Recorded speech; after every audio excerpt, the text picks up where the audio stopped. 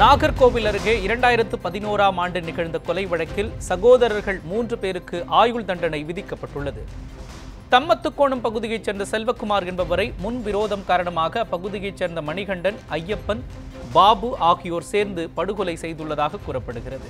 இதுகுறித்து விசாரணை மேற்கொண்ட போலீசார் 3வரையும் கைது செய்தனர். நாகர்கோவில் கூடுதல் அமர்வு விரைவு நீதிமன்றத்தில் நடைபெற்ற வழக்கு விசாரணையில் நீதிபதி அப்துல் காதர் 3வருக்கும் ஆயுள் தண்டனையும் தலா 5000 ரூபாய் அபராதமும் விதித்து தீர்ப்பு வழங்கினார். ஈரோடு மாவட்ட ஆட்சியர் அலுவலகத்தில் தமிழ்நாடு குடிசை மாற்று வாரிய அதிகாரிகளை கண்டித்து தீக்குளிக்க முயன்ற 7 பேரை போலீசார் கைது செய்தனர். தமிழ்நாடு குடிசை மாற்று வாரிய குடியிருப்புகளுக்காக மயிலம்பாடி அருகே மேட்டு பகுதியை வெடி வைத்து சீரமைக்கும் பணி அண்மையில் மேற்கொள்ளப்பட்டது. சீரமைப்பு பணிகளுக்காக வெடி வெடித்த போது சேதமுற்ற குடியிருப்பு மற்றும் கிணற்றை சரி செய்திடும் நடவடிக்கையை குடிசை மாற்று வாரியம் மேற்கொள்ளாததை கண்டித்து பாதிக்கப்பட்ட விவசாயி சிவராஜ் தனது குடும்பத்தினருடன் ஆட்சியர் அலுவலகத்தில் தீக்குளிக்க முயன்றார். இதனையடுத்து அவர்களை கைது செய்த போலீசார் 7 பேர் மீதும் தற்கொலைக்கு முயற்சித்ததாக வழக்கு பதிவு செய்தனர். பரமக்குடி நகராட்சி தொடக்கப்பள்ளியில் கல்வி சீர் வழங்கும் விழா நடைபெற்றது. பள்ளிக்கு தேவையான மேஜைகள், நாற்காலிகள், ஒலிபெருக்கி, மைக் செட், மின் விசிறிகள், ஆங்கில அகராதிகள் உள்ளிட்டவற்றை சீர்வரிசையாக எடுத்து வந்து தலைமை ஆசிரியரிடம் பொதுமக்கள் ஒப்படைத்தனர். தொடர்ந்து முதல் வகுப்பு மாணவர் சேர்க்கையும் நடைபெற்றது. அப்போது 21 குழந்தைகளுக்கு பெற்றோர் ஆசிரியர் கழகம் சார்பில் மாலை அணிவிக்கப்பட்டது. பல்லடம் அருகே அரசு பேருந்து மீது கல்வீசி தாக்குதல் நடத்தியவரை காவல்துறையினர் தேடி வருகிறார்கள். திருப்பூர் மாவட்டம் பல்லடத்தை அடுத்த பணிக்கம்பட்டி கிராமத்தில் மின்மயான பணிகளை நிறுத்திய அரசு அலுவலர்களை பணி நீக்கம் செய்யக்கோரி முழு கடையடைப்பு போராட்டம் நடைபெற்றது. அப்போது மதுரையிலிருந்து கோவை நோக்கி 40க்கும் மேற்பட்ட பயணிகளுடன் சென்று கொண்டிருந்த அரசு பேருந்து மீது இருசக்கர வாகனத்தில் வந்த நபர் கல்வீசி தாக்குதல் நடத்தியுள்ளார். இதுகுறித்து பேருந்து ஓட்டுநர் சிவா அளித்த புகாரின் பேரில் பல்லடம் போலீசார் வழக்கு பதிவு செய்து கல்வீசி தாக்குதல் நடத்தியவரை தேடி வருகிறார்கள். 100% வாக்குப்பதிவை வலியுறுத்தி சென்னை மாநகராட்சி அரசு பள்ளியில் பயிலும் மாணவ மாணவியர் ஏப்ரல் 18 100% என்கிற எழுத்து வடிவில் அமர்ந்து நூதன முறையில் விழிப்புணர்வு ஏற்படுத்தினார்கள். தமிழக மக்கள் அனைவரும் வரும் 18ஆம் தேதி நடைபெறும் மக்களவைத் தேர்தலில் வாக்குப்பதிவு செய்ய வலியுறுத்தி விழிப்புணர்வு நிகழ்ச்சிகள் நடைபெற்று வருகின்றன. இதன் ஒரு பகுதியாக புதுவண்ணாரப்பேட்டை மாநகராட்சி பள்ளியில் மாணவர்கள் ஏப்ரல் 18 100% என்ற எழுத்து வடிவில் வடிவமைத்து பொதுமக்களிடையே வரவேற்பை பெற்றனர். சென்னை உயர்நீதிமன்றத்திற்கு வழக்காட வந்த வழக்கறிஞர் திடீர் நெஞ்சுவலி ஏற்பட்டு உயிரிழந்தார். சென்னை அயனாவரத்தைச் சேர்ந்த வழக்கறிஞர் கோபாலகிருஷ்ணன் உயர்நீதிமன்றத்தில் தனது வாகனத்தை நிறுத்திய போது திடீர் நெஞ்சுவலி ஏற்பட்டு காரிலேயே மயக்கமடைந்தார். இதனையடுத்து ஆம்புலன்ஸ் மூலம் ராஜீவ்காந்தி மருத்துவமனைக்கு அவரை சக வழக்கறிஞர்கள் அழைத்து சென்றனர்.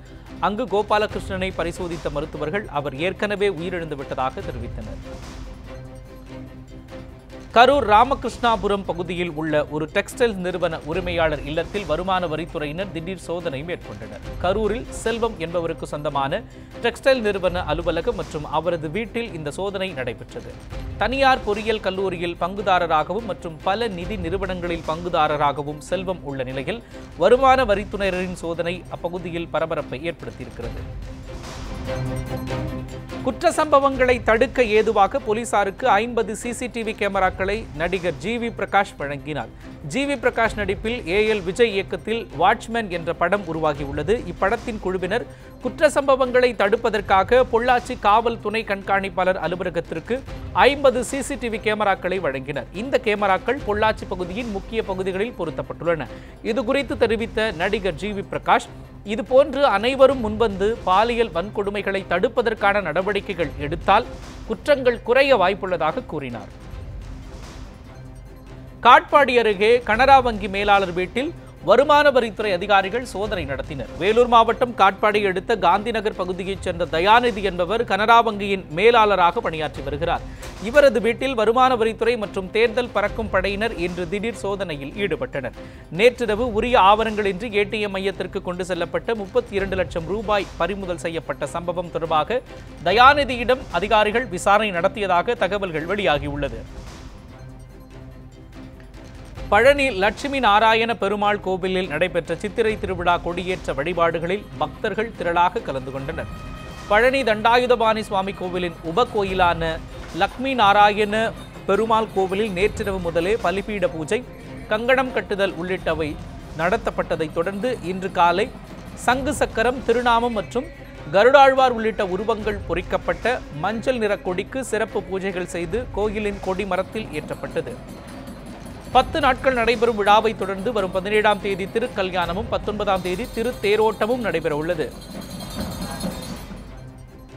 நெல்லை மாவட்டம் கல்லிடைக்குறிச்சி பகுதி அகஸ்தீஸ்வரர் கோவிலில் 500க்கும் மேற்பட்ட பக்தர்கள் அங்க பிரதர்சனம் செய்து வழிபாடு நடத்தினர்.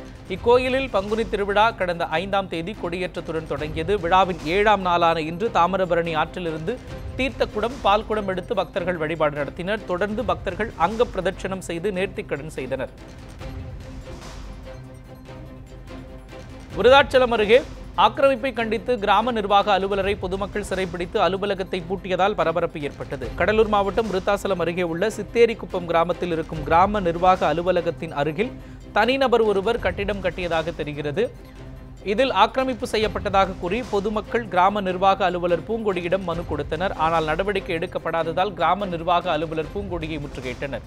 மேலும் அவரை அலுவலகத்திற்குள் வைத்து பூட்டு போட்டு போராட்டம் நடத்தினார்கள். தகவல் அறிந்து வந்த போலீசார் பொதுமக்களிடம் பேச்சுவார்த்தையில் ஈடுபட்டதை அடுத்து அவர்கள் கலைந்து சென்றனர். மேற்கு தொடர்ச்சி மலைப்பகுதிகளில் நேற்று இரவு பெய்த மழையில் 5 அருவியில் தண்ணீர் வரத்து மீண்டும் அதிகரித்துள்ளது. நெல்லை மாவட்டம் மேற்கு தொடர்ச்சி மலைப்பகுதிகளில் நேற்று மாலை முதல் இரவு வரை விட்டு விட்டு மழை பெய்தது. இதனால் குற்றாலத்தில் உள்ள 5 அருவியில் தண்ணீர் வரத்து அதிகரித்தது. இதனால் அங்கு வந்த சுற்றுலா பயணிகள் மிகுந்த மகிழ்ச்சி அடைந்தனர். மேல் சிகிச்சைக்காக கள்ளக்குறிச்சி அரசு மருத்துவமனையில் இருந்து அனுப்பி வைக்கப்பட்ட பச்சிளம் குழந்தை உயிரிழந்த சம்பவம் உறவினர்களிடையே அதிர்ச்சியை ஏற்படுத்தியுள்ளது. விழுப்புரம் மாவட்டம் மலைக்கோட்டலம் ஆரம்ப சுகாதார நிலையத்தில் சசிகலா என்ற பெண்ணுக்கு பெண் குழந்தை பிறந்தது. குழந்தை பிறந்தவுடன் மூச்சு விட சிரமப்படுவதாக கூறி கள்ளக்குறிச்சி அரசு மருத்துவமனைக்கு அனுப்பி வைத்துள்ளனர். அங்கிருந்து மேல் சிகிச்சைக்காக அந்த குழந்தையை முண்டியம்பாக்கம் மருத்துவக் கல்லூரி மருத்துவமனைக்கு கொண்டு சென்றுள்ளனர். ஆனால் குழந்தை செல்லும் வழியிலேயே உயிரிழந்தது. இதனால் அதிர்ச்சியடைந்த உறவினர்கள், செவிலியர்கள் குழந்தையை முறையாக கவனிக்கவில்லை என்று குற்றம் சாட்டியுள்ளனர். மேலும் அரசு மருத்துவமனையில் அடிக்கடி குழந்தைகள் இறப்பதாகவும் அவர்கள் புகார் கூறியிருக்கிறார்கள்.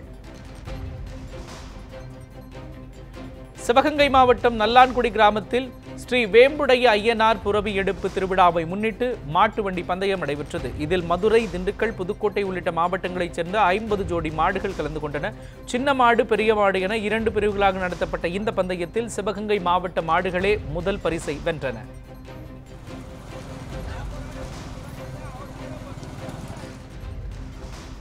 வேலூர் தனியார் மருத்துவமனையில் சிகிச்சை பெற்று வந்த வங்கதேசத்தைச் சேர்ந்த இளைஞர் கடந்த 2 மாதங்களுக்கு முன்னர் மாயமான சம்பவம் குறித்து போலீசார் விசாரணை மேற்கொண்டு வருகிறார்கள்.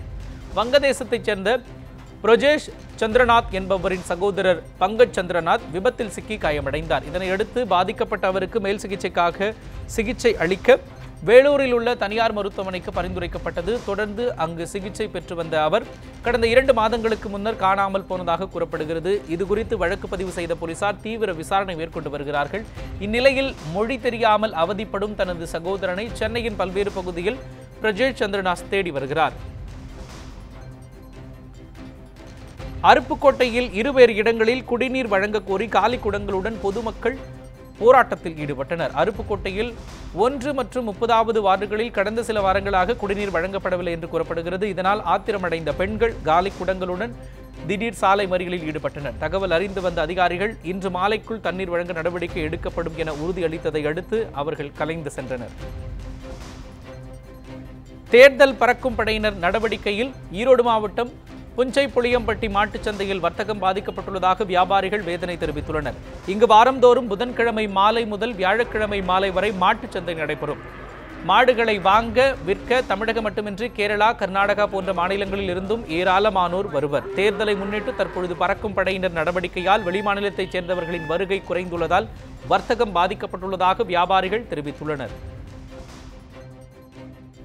சீர்காழி அருகே மளிகை கடையின் பூட்டை உடைத்து பணம் மற்றும் பொருட்களை மர்ம நபர்கள் கொள்ளையடித்து சென்றுள்ளனர். சீர்காழி தாலுகா மேலச்சாலை பகுதியைச் சேர்ந்த ராஜா முகமது என்பவர் அதே பகுதியில் மளிகை கடை ஒன்றை நடத்தி வருகிறார். இந்நிலையில் நள்ளிரவில் கடையின் ஷட்டரை உடைத்த மர்ம நபர்கள் உள்ளே வைத்திருந்த பணம் மற்றும் பொருட்களை கொள்ளையடித்து சென்றிருக்கிறார்கள்.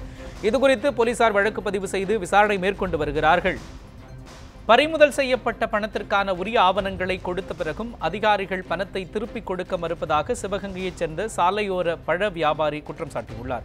சிவகங்கை மாவட்டம் இளையான்குடியைச் சேர்ந்த சாலையோர பழ வியாபாரி சந்தியாகு மதுரைக்கு பழங்கள் கொள்முதல் செய்ய சென்றுள்ளார். அப்போது வாகன சோதனையில் ஈடுபட்டிருந்த தேர்தல் பறக்கும் படையினர் அவர் பழம் வாங்க வைத்திருந்த 77,100 ரூபாயை உரிய ஆவணங்கள் இல்லை என்று கூறி பறிமுதல் செய்துள்ளனர். அதன் பிறகு உரிய ஆவணங்களை ஒப்படைத்தும் பணத்தை திருப்பி வழங்காமல் பறக்கும் படை அதிகாரிகள் அலைக்கழித்துள்ளனர். இதனால் விரக்தியடைந்த சந்தியாகு மதுரை ஆட்சியர் அலுவலகம் சென்று தற்கொலை செய்து கொள்ளப் போவதாக மிரட்டல் விடுத்தார். உடனடியாக அதிகாரிகள் அவரை ஆட்சியர் அலுவலகம் அழைத்து சென்று விசாரித்து வருகின்றனர். ஸ்ரீவில்லிபுத்தூர் அருகே தீயணைப்புத்துறை அதிகாரி வீட்டின் பூட்டை உடைத்து 31 சவரன் தங்க நகைகள் மற்றும் 2 லட்சம் ரூபாய் பணத்தை மர்ம நபர்கள் கொள்ளையடித்து சென்றனர். விருதுநகர் மாவட்டம் ஸ்ரீவில்லிபுத்தூர் அருகே உள்ள வன்னியம்பட்டியில் வீரராஜ் என்பவர் குடும்பத்துடன் வசித்து வருகிறார். தீயணைப்புத் துறையில் அலுவலராக பணியாற்றி வரும் இவர் குடும்பத்துடன் வெளியில் சென்றுள்ளார். இன்று காலை மீண்டும் வீட்டிற்கு வந்தபோது வீட்டின் பின்பக்க கதவு உடைக்கப்பட்டிருப்பதைக் கண்டு அதிர்ச்சி அடைந்தார். பின்னர் உள்ளே சென்று பார்த்தபோது வீட்டில் இருந்த 31 சவரன் நகைகள் மற்றும் 2 லட்சம் ரூபாய் பணம் கொள்ளை போனது தெரியவந்தது. தகவல் அறிந்து வந்த போலீசார் வழக்கு பதிவு செய்து விசாரணை மேற்கொண்டு வருகிறார்கள். திண்டுக்கல் மாவட்டம் பழனியில் காவல்துறையினருக்கான தபால் வாக்குப்பதிவு நடைபெற்று வருகிறது. தேர்தல் பணிக்கு செல்லும் காவல்துறையினர், சிறப்பு காவல் படையினர் மற்றும் ஊர்காவல் படையினர் தங்களது வாக்குகளை பதிவு செய்து வருகின்றனர். வாக்குப்பதிவை தேர்தல் பார்வையாளர் சுதேஷ் முக்தா, சார் ஆட்சியர் அருண்ராஜ் உள்ளிட்டோர் பார்வையிட்டனர். கும்மிடிப்பூண்டி சிப்காட் தொழிற்பேட்டை பகுதிகளில் கத்தியை காட்டி மிரட்டி வழிப்பறியில் ஈடுபட்ட 3 பேர் கொண்ட கும்பலை போலீசார் கைது செய்தனர். திருவள்ளூர் மாவட்டம் கும்மிடிப்பூண்டி சிப்காட் பகுதியில் வழிப்பறி சம்பவங்கள் நடைபெறுவதாக போலீசாருக்கு புகார்கள் வந்தன. இது தொடர்பாக விசாரணை நடத்திய போலீசார் குமரநாயக்கன்பேட்டையைச் சேர்ந்த பரத், காயலார்மேடு பகுதியைச் சேர்ந்த ரஞ்சித்குமார், பெரிய ஓபலாபுரம் அஜய் ஆகிய 3 பேரை கைது செய்தனர். அவர்களிடமிருந்து 5 செல்போன்கள் மற்றும் 3 கத்திகளை பறிமுதல் செய்த போலீசார் நீதிமன்ற விசாரணைக்கு பின்பு அவர்களை சிறையில் அடைத்தனர். சென்னை துரைப்பாக்கம் அருகே உரிய அனுமதியின்றி கட்டப்பட்ட கடைகள் நீதிமன்ற உத்தரவுப்படி அகற்றப்பட்டன. துரைப்பாக்கம் அருகே உள்ள பழைய மகாபலிபுரம் சாலையில் OMR ஃபுட் ஸ்ட்ரீட் என்கிற தனியார் வளாகம் இயங்கி வருகிறது. இதில் உரிய அனுமதியின்றி கடைகளை கட்டியுள்ளதாக நீதிமன்றத்தில் வழக்கு தொடரப்பட்டது. இதனையடுத்து கடைகளை இடிக்க நீதிமன்றம் உத்தரவிட்டதை தொடர்ந்து வளாகத்தில் உள்ள 30 கடைகளை சென்னை மாநகராட்சி அதிகாரிகள் போலீஸ் பாதுகாப்புடன் இடித்து தள்ளினார்கள். திருச்செந்தூர் கோட்டாட்சியர் அலுவலகத்தில் மின்னணு வாக்குப்பதிவு எந்திரத்தில் வேட்பாளர்களின் சின்னங்கள் பொருத்தும் பணியை மாவட்ட ஆட்சியர் சந்தீப் நந்தூரி பார்வையிட்டார். தொடர்ந்து செய்தியாளர்களிடம் பேசிய அவர், தேர்தல் பறக்கும் படையினரின் வாகன சோதனைகளில் உரிய ஆவணங்களின்றி கொண்டு சென்ற 1,45 லட்சம் ரூபாய் பணம் பறிமுதல் செய்யப்பட்டதாகவும் அவற்றில் 30 லட்சம் ரூபாய் பணம் திருப்பிக் கொடுக்கப்பட்டுள்ளதாகவும் தெரிவித்தார். தேர்தல் அதிகாரிகளின் சோதனை வாக்குப்பதிவு நடைபெறும் நாள் வரையிலும் நடைபெறும் எனவும் ஆட்சியர் சந்தீப் நந்தூரி தெரிவித்தார்.